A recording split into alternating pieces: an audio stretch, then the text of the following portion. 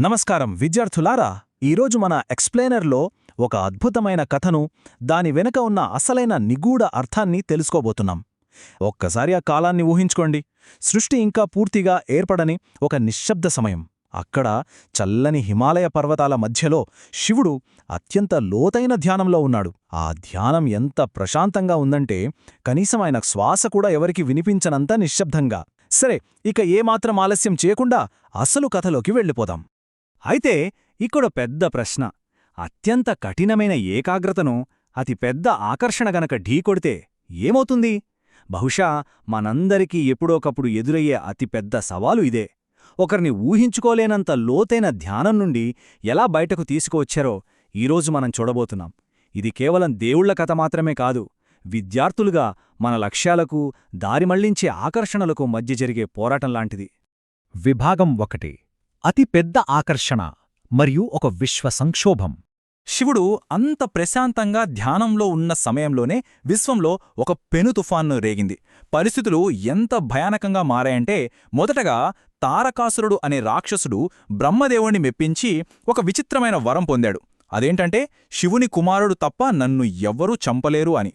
రెండోది చూస్తేనేమో శివుడు పార్వతీదేవిని పెళ్లి చేసుకునే ఆలోచనే లేకుండా లోతైన ధ్యానంలో ఉండిపోయాడు.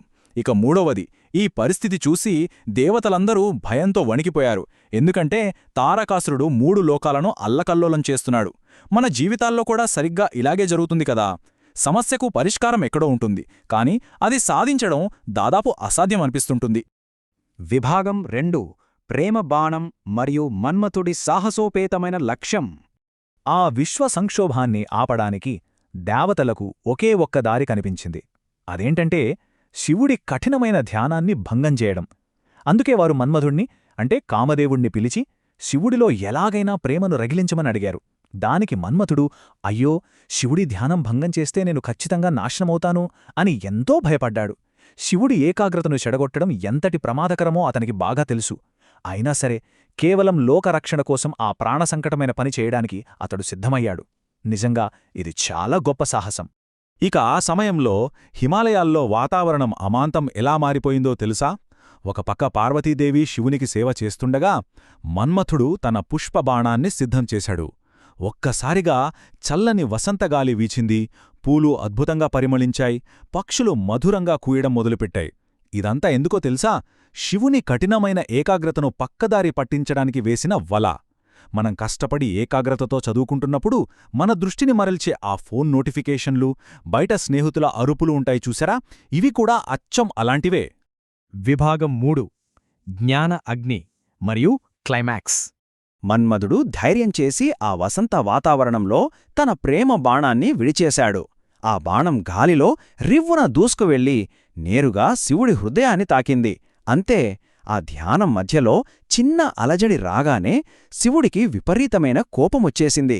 నా ధ్యానం భంగం చేసింది ఎవరు అని ఆవేశంగా చూశాడు. ఎదురుగా మన్మథుడు. శివుడి ముఖం కోపంతో ఎర్రబడిపోయింది. ఆ మరుక్షణమే ఆయన నుదిటి మధ్యలో ఒక ప్రకాశవంతమైన కాంతి వెలిగింది. అవును, 3వ కన్ను తెరుచుకుంది. కథలో అసలైన మలుపిదే. ఇక్కడ మనం గమనించాల్సిన అతి ముఖ్యమైన విషయం ఒకటుంది. ఆ 3వ కన్ను నుండి వచ్చినది సాధారణ అగ్ని కాదు, అది జ్ఞాన అగ్ని. అది అహంకారాన్ని, అజ్ఞానాన్ని క్షణాల్లో కాల్చివేసే ఒక దివ్య జ్వాల. ఆ క్షణంలోనే కళ్ళెదుటున్న మన్మథుడు పూర్తిగా బూడిదైపోయాడు.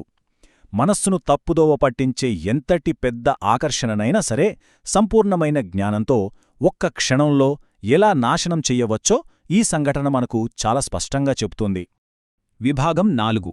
అదృశ్య ప్రేమ మరియు రతీదేవి ప్రార్థన. ఆ అగ్నికీలలు చల్లారిన తర్వాత మన్మథుడి భార్య రతీదేవి కన్నీరు మున్నీరుగా ఏడుస్తూ తన భర్తను తిరిగి బతికించమని శివుణ్ణి వేడుకుంది. అప్పుడు శివుని కఠినమైన మనసు కరిగింది. ఇక్కడ అనంగుడు అనే ఆసక్తికరమైన పదాన్ని మనం తెలుసుకోవాలి. అనంగుడు అంటే శరీరం లేనివాడు అని అర్థం. శివుడు మన్మథుణ్ణి భౌతికంగా తిరిగి ప్రాణాలతో తీసుకురాలేదు, కాని ఒక వరమిచ్చాడు. మన్మథుడు ఇక కంటికి కనిపించడు, కాని ప్రతి ప్రాణి హృదయంలో ఒక అదృశ్యమైన ప్రేమగా ఎప్పటికీ సజీవంగా ఉంటాడు అని చెప్పాడు. విభాగం 5. 3వ కన్ను అర్థం మరియు ఈ రూపకాన్ని విశ్లేషించడం. సరే, ఇదంతా వినడానికి ఒక గొప్ప పౌరాణిక కథలా ఉంది గదా. కాని దీనిని మన ప్రస్తుత జీవితాలకు, ముఖ్యంగా విద్యార్థులుగా మనం ఎలా అన్వయించుకోవాలి? ఈ మూడవ కన్ను వాస్తవానికి దేనికి సంకేతం? ఇక్కడున్న పోలిక చూడండి, చాలా లోతైన అర్థముంది. మనకున్న రెండు భౌతిక కళ్ళు కేవలం బయట ప్రపంచాన్ని, ఆకర్షణలను, మాయను మాత్రమే చూస్తాయి. ఇవి చాలా త్వరగా డిస్ట్రాక్ట్ అవుతుంటాయి. కాని మూడవ కన్ను అనేది మన అంతర్గత దృష్టి లేదా నిజమైన జ్ఞానం. ఇది భ్రమలను దాటి సత్యాన్ని చూస్తుంది. క్లిష్టమైన విషయాలు నేర్చుకునేటప్పుడు, చదువుకునేటప్పుడు మనకు కావాల్సింది ఈ అంతర్గత ఏకాగ్రతే. విభాగం 6 మన జీవితాలకు పాఠాలు మరియు ఈ అగ్నిని ఎలా ఉపయోగించుకోవాలి. మన రోజువారీ జీవితంలో మనల్ని చదువు నుండి, మన లక్ష్యాల నుండి పక్కదారి పట్టించే ఎన్నో ఆకర్షణలు ఉంటూనే ఉంటాయి. ఆ సమయంలో మనం మనలోని జ్ఞాన అగ్నిని ఎలా మేల్కొల్పాలి? అసలు ఈ జ్ఞాన అగ్ని వేటిని నాశనం చేస్తుందంటే కోపం, అహంకారం, అజ్ఞానం మరియు ఆకర్షణలు లేదా మాయ. మనం పరీక్షల కోసం సీరియస్గా చదువుకోవాలి అనుకున్నప్పుడు ఫోన్ వాడాలనో లేక కాసేపు నిద్రపోవాలనో అనిపించడం చాలా సహజం. అదే మాయ. ఆ సమయంలో మనం ఎందుకు చదువుకుంటున్నామో, మన లక్ష్యమేమిటో మనకు స్పష్టంగా తెలిస్తే ఆ డిస్ట్రాక్షన్స్ అన్నీ ఆ మూడవ కంటి మంటలోలాగే కాలిపోతాయి.